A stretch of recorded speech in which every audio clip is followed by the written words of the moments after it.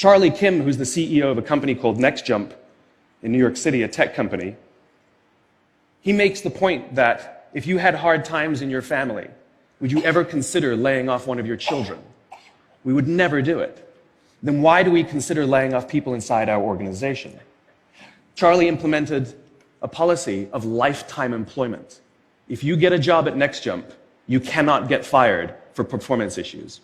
In fact, if you have issues, they will coach you and they will give you support, just like we would with one of our children who happens to come home with a C from school.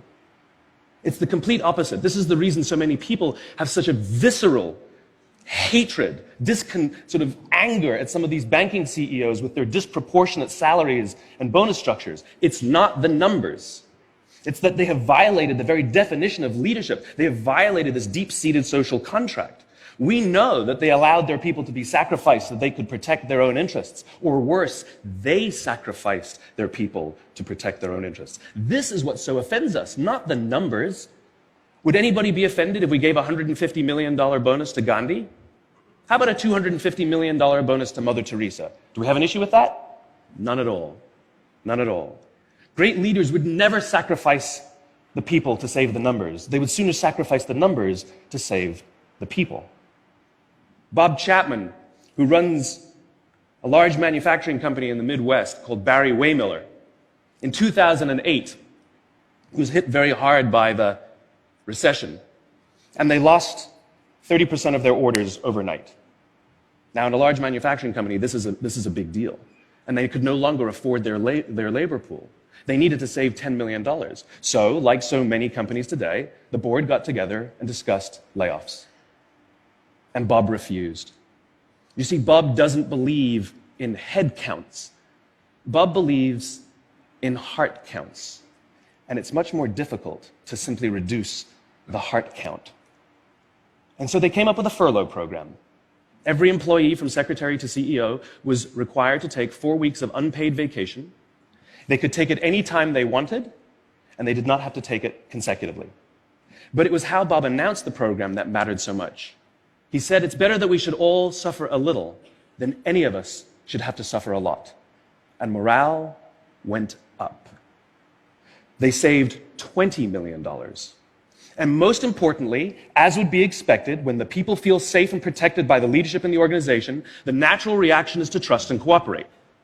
And quite spontaneously, nobody expected, people started trading with each other. Those who could afford it more would trade with those who could afford it less. People would take 5 weeks so that somebody else only had to take 3. Leadership is a choice. It is not a rank. I know many people at the senior-most levels of organizations who are absolutely not leaders. They are authorities, and we do what they say because they have authority over us, but we would not follow them. And I know many people who are at the bottoms of organizations who have no authority, and they are absolutely leaders. And this is because they have chosen to look after the person to the left of them, and they have chosen to look after the person to the right of them. This is what a leader is. I heard a story of some Marines who were out in theater, and as is the Marine custom, the officer ate last, and he let his men eat first.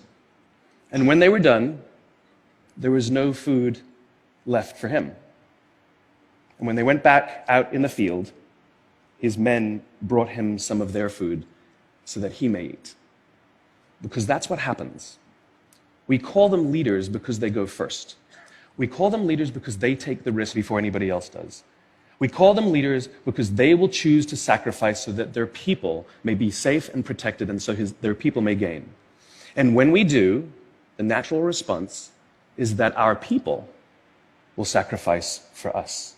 They will give us their blood and sweat and tears to see that their leader's vision comes to life. And when we ask them, why would you do that? Why would you give your blood and sweat and tears for that person? They all say the same thing. Because they would have done it for me. And isn't that the organization we would all like to work in? Thank you very much. Thank you.